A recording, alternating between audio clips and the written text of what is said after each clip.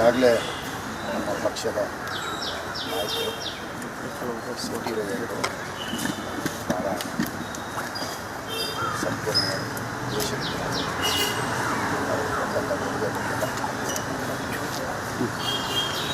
ಮನಮೋಹನ್ ಸಿಂಗ್ ಅವ್ರ ಬಗ್ಗೆ ಇವತ್ತು ಇಡೀ ದೇಶನೆಲ್ಲ ಇಡೀ ಪ್ರಪಂಚನೇ ಮಾತನಾಡ್ತಾರೆ. ಅಮೇರಿಕಾಗೆ ತುಂಬ ಕಷ್ಟದ ದಿನಗಳು ಬಂದಾಗ ಮನಮೋಹನ್ ಸಿಂಗ್ ಅವರ ಸಲಹೆ ಕೇಳಬೇಕು ಅನ್ನೋಂಥ ತೀರ್ಮಾನ ಮಾಡಿದಂಥ ದೇಶ ಒಂದು ಅಮೇರಿಕ. ಅಂಥ ಒಂದು ವ್ಯಕ್ತಿ ನಮ್ಮ ದೇಶದ ಪ್ರಧಾನಿಯಾಗಿದ್ದಿದ್ದು 10 ವರ್ಷ ಆಡಳಿತ ಮಾಡಿದ್ದು ಯಾರು ಮರೆಯೋದಕ್ಕೆ ಮನಮೋಹನ್ ಸಿಂಗ್ ಅವರು ಅವರ ಆತ್ಮಹತ್ಯೆ ಅಂಥವರು ದೇಶದ ಒಂದು ಆರ್ಥಿಕ ವ್ಯವಸ್ಥೆಯನ್ನು ಸರಿತೂಗಿಸ್ಕೊಂಡು ಹೋಗುವಂಥ ವ್ಯಕ್ತಿ ಮತ್ತೆ ಜ್ಞಾನಿಗಳ ಬರೀ ರಿಪೋರ್ಟ್ ಮಗನೇ ಇಲ್ಲ.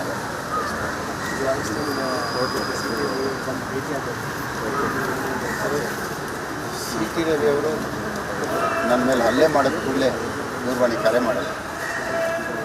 ಪ್ರಜಾಪ್ರಭುತ್ವ ವ್ಯವಸ್ಥೆಯಲ್ಲಿ ದೌರ್ಜನ್ಯ, ದಬ್ಬಾಳಿಕೆ, ಗೂಂಡಾಗಿರಿ ತುಂಬ ದಿನ ಉಳಿಯಲ್ಲ.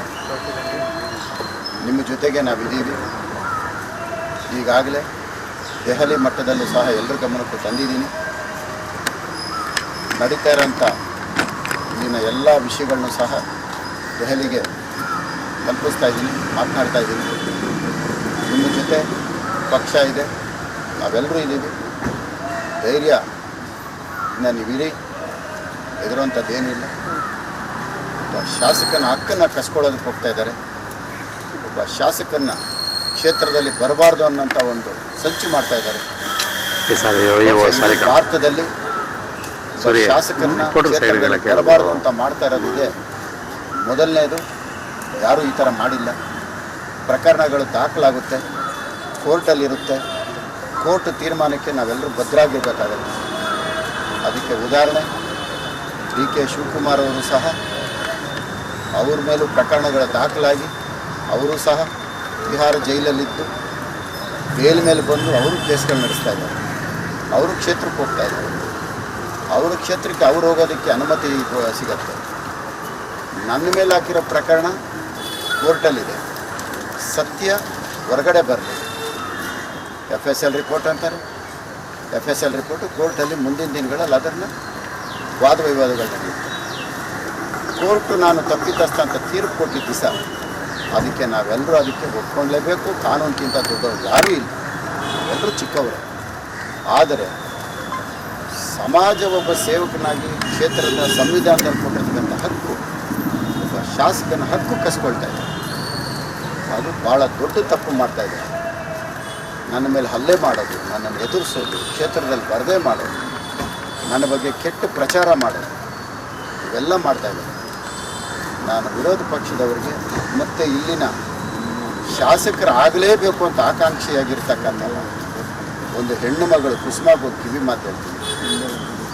ಈ ರೀತಿ ಇದಕ್ಕೆಲ್ಲ ಪ್ರಚೋದನೆ ಕೊಡಬೇಡಿ. ನೀವು ವಿದ್ಯಾವಂತರು ಅಂತ ಹೇಳ್ಕೊಂಡಿದ್ದೀರಿ, ಬುದ್ಧಿವಂತರು ಅಂತ ಹೇಳ್ಕೊಂಡಿದ್ದೀರಿ.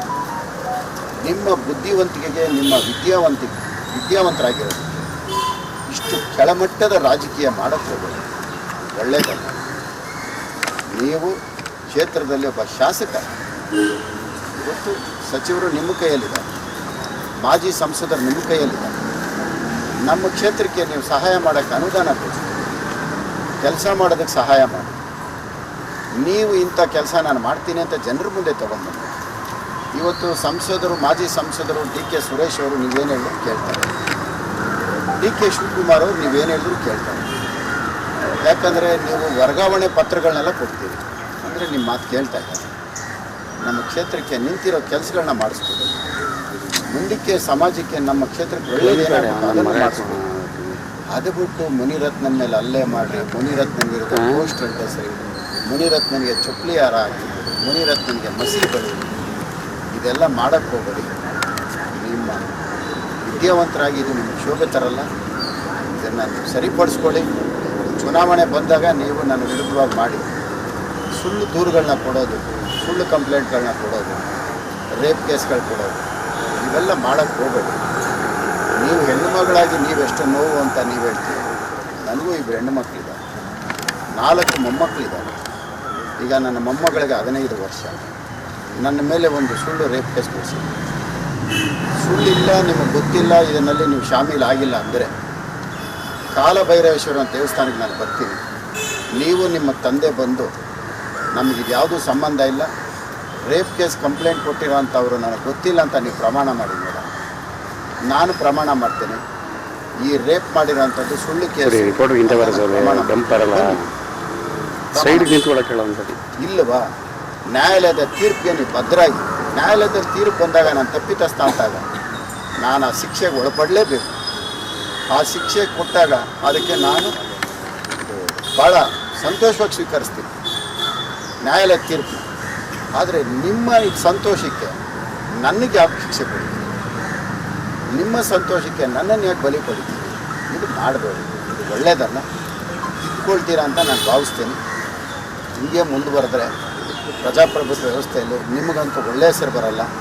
ಈಗಾಗಲೇ ಇಡೀ ಕ್ಷೇತ್ರದಲ್ಲಿ ಮುನಿರತ್ನನಿಗೆ ಅಪ್ಪ ಮಗಳು D K Suresh, D K Shivakumar ಮುಖಾಂತರ ತೊಂದರೆ ಕೊಡ್ತಾ ಇದೆ ಅಂತ ನಿಮ್ಮ ಬಗ್ಗೆ ಎಲ್ಲರೂ ಮಾತಾಡ್ತಾ ಇದ್ದಾರೆ. ಇನ್ನೂ ಮುಂದಕ್ಕೆ ಇದನ್ನು ಮಾತಾಡೋಕ್ಕೆ ಅವಕಾಶ ಕೊಡದೆ ಕ್ಷೇತ್ರದಲ್ಲಿ ನನ್ನ ಜೊತೆಯಲ್ಲಿ ಸಹಕರಿಸಿ ಏನಾದರೂ ಅನುದಾನ ಕೊಡಿಸಿ ಕ್ಷೇತ್ರದ ಕೆಲಸ ಮಾಡೋದಕ್ಕೆ ಸಹಾಯ ಮಾಡಿಕೊಡಿ. ಲಗ್ಗೆರೆಯಲ್ಲಿ ಸ್ವಿಮ್ಮಿಂಗ್ ಪೂಲ್ ನಿಂತೋಗಿದೆ, ಅದು ನಿಂತಿರೋದು ಕಾರಣ ಯಾರಿಂದನೂ ನಿಮಗೆ ಗೊತ್ತಿದೆ, ಸರಿಪಡಿಸ್ತೀವಿ. 11 ಸ್ಕೂಲ್ಗಳಿವೆ, ಫ್ಲೈಓವರ್ಗಳು, ಪಾರ್ಕ್ಗಳು ನಿಂತೋಗಿದೆ. 2 ವರ್ಷದಿಂದ ಸಂಪೂರ್ಣವಾಗಿ ಕ್ಷೇತ್ರ 10 ವರ್ಷ ಹಿಂದೆ ಹೋಗ್ತಾ ಇದೆ. ಬೆಂಗಳೂರು ನಗರದಲ್ಲಿ ಸುಮಾರು 10 ವರ್ಷ ಮುಂದೆ ಹೋಗ್ತಾ ಇದ್ದೀವಿ ಕ್ಷೇತ್ರ, ಇವತ್ತು 10 ವರ್ಷ ಹಿಂದೆ ಹೋಗ್ತಾ ಇದೆ. ಇದಕ್ಕೆ ಅವಕಾಶ ಕೊಡಬೇಡಿ. ನೀವು ಸಹ 2 ಬಾರಿ ಚುನಾವಣೆ ಸ್ಪರ್ಧೆ ಮಾಡಿ, ಸ್ವಲ್ಪ ತಿಳುವಳಿಕೆ ಇರೋಂಥ ನೀವು ತಂದೆ ಮಗಳು ಇಬ್ಬರೂ ಸಹ ಈ ಕ್ಷೇತ್ರ ತೊಂದರೆ ಮಾಡಿಲ್ಲ ಅಂದರೆ ಈ ಕ್ಷೇತ್ರ 10 ವರ್ಷ ಇಲ್ಲ, ನಿಮ್ಮಿಬ್ಬರಿಂದ 10 ವರ್ಷ ಹಿಂದೆ ಹೋಗುತ್ತೆ. ದಯವಿಟ್ಟು ಅಂತದಕ್ಕೆ ಅವಕಾಶ ಕೊಡಬೇಡಿ. ಮುಂದಿಕಾರು ತಿದ್ಕೊಳ್ರಿ. ಸುಳ್ಳು ಕಂಪ್ಲೇಂಟು ಬೇರೆಯವ್ರನ್ನ ಕರೆದು ಅವ್ರ ಕಷ್ಟನ ತಿಳ್ಕೊಂಡು ಅವ್ರಿಗೆ ನೀವು ಪ್ರಚೋದನೆ ಮಾಡಿ ನನ್ನ ಮೇಲೆ ಹಲ್ಲೆ ಮಾಡೋಂಥ ಕೆಲಸಗಳನ್ನ ಮಾಡೋಕ್ಕೆ ಹೋಗಬೇಡಿ. ಪ್ರಜಾಪ್ರಭುತ್ವ ವ್ಯವಸ್ಥೆಯಲ್ಲಿ ಸಮಾಜಕ್ಕೆ ಒಳ್ಳೆಯ ಹೆಸರಲ್ಲ, ಸಮಾಜಕ್ಕೆ ಒಳ್ಳೆಯ ಸಂದೇಶ ಕೊಡುವಂಥದ್ದಲ್ಲ. ತಿದ್ದುಕೊಳ್ತೀರಿ ಅಂತ ನಾನು ಭಾವಿಸ್ತೀನಿ. Okay sir. ಕಾಲಭೈರವೇಶ್ವರ ದೇವಸ್ಥಾನದಲ್ಲಿ ನಾನು ಪ್ರಮಾಣ ಮಾಡ್ತೀನಿ, ಅವ್ರಿಗೆ ಗೊತ್ತಿಲ್ಲದೆ ಅದು ನಡೆದಿದ್ದು. ಅವ್ರು ಬಂದು ಹೇಳಿ ಅವ್ರಿಗೆ ರೇಪ್ ಆಗಿರೋಳು ನನಗೆ ಗೊತ್ತಿಲ್ಲ ಅಂತ. ಆ ಹೆಣ್ಣು ಮಗಳು ಅವರು ಕರ್ಕೊಂಡು ಸುಮ್ಮನೆ ಕೇಸ್ ನನ್ನ ಹತ್ರ ದಾಖಲಿಲ್ಲ. ಅವ್ನು ಕೇಳ್ತಾನೆ, ಅವನಿಗೆ ಗೊತ್ತು. ನಾಳೆ ಬೆಳಗ್ಗೆ 9 ಗಂಟೆಗೆ ನಾನು ಪತ್ರಿಕಾಗೋಷ್ಠಿ ಬರ್ತಿದ್ದೇನೆ. ಇವತ್ತು ಆಕಸ್ಮಿಕ CT ರವಿಯವರು ನೋಡಬೇಕು ಅಂತ ಬಂದಿದ್ದು. ಅವ್ರು ಬಂದಿದ್ದಕ್ಕೆ ಅವರು ದೊಡ್ಡ ಗುಣ. ಅವರು ಒಂದು ಹೋರಾಟಗಾರರು, ಹೋರಾಟ ಮನೋಭಾವ ಇರೋಂಥ ವ್ಯಕ್ತಿ. ಒಬ್ಬರಿಗೆ ತೊಂದರೆ ಆದಾಗ ಆ ಕಷ್ಟನ ಅರ್ತಿ ಇವತ್ತು ನನಗೆ ಒಂದೆರಡು ಸಮಾಧಾನವಾಗಿರ್ತಕ್ಕಂಥ ಮಾತು ಹೇಳಿದ್ದಾರೆ. ನಾನು ಅವ್ರು ಬಂದಿದ್ದಕ್ಕೆ ಮತ್ತು ಅವರ ಒಂದು ಒಳ್ಳೆಯತನಕ್ಕೆ ನಾನು ಋಣಿಯಾಗಿರ್ತೇನೆ. ಅವರು ಬಂದು ನನಗೆ ಧೈರ್ಯ ತುಂಬಿದ್ದಾರೆ, ಅಷ್ಟು ಸಾಕು. ಇವತ್ತು ಜೀವನದಲ್ಲಿ ನಾವು ಯಾರಿಂದ ಏನೂ ಪಡಿಬೇಕಾಗಿದೆ. ಒಂದೆರಡು ಒಳ್ಳೆಯ ಮಾತು, ಒಂದೆರಡು ಒಳ್ಳೆಯ ನುಡಿಗಳು ನೋಡಿದ್ರೆ ಅದೇ ನಮಗೆ ಒಂದು ರಕ್ಷಣೆ. CT ರವಿಯವರು ಬಂದಿದ್ದೀವಿ. ಮತ್ತೊಮ್ಮೆ ವಾಹಿನಿ ಮುಖಾಂತರ